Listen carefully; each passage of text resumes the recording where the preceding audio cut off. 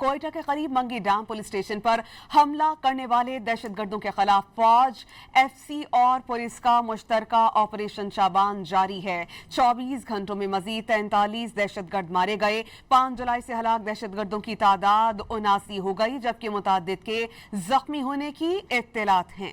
دہشت گردوں کے خلاف فضائی اور زمینی کارروائیاں کی گئی ہیں، ہیلی کاپٹرز کا بھی استعمال کیا گیا ہے۔ آپ کو یہ بتائیں کہ دشوار گزار پہاڑی علاقے میں دہشت گردوں کے گرد گھیرا تنگ کر دیا گیا ہے۔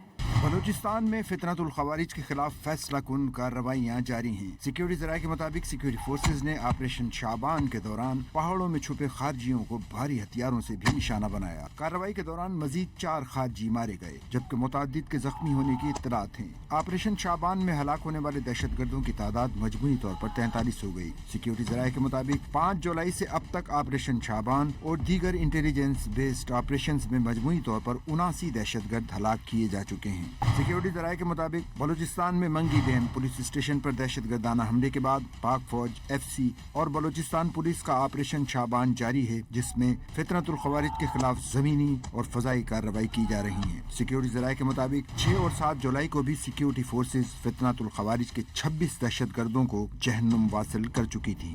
آپریشن شابان کے ذریعے دشوار گزار پہاڑی علاقوں میں فتنۃ الخوارج کے خلاف گھیرا مزید تنگ کر دیا گیا۔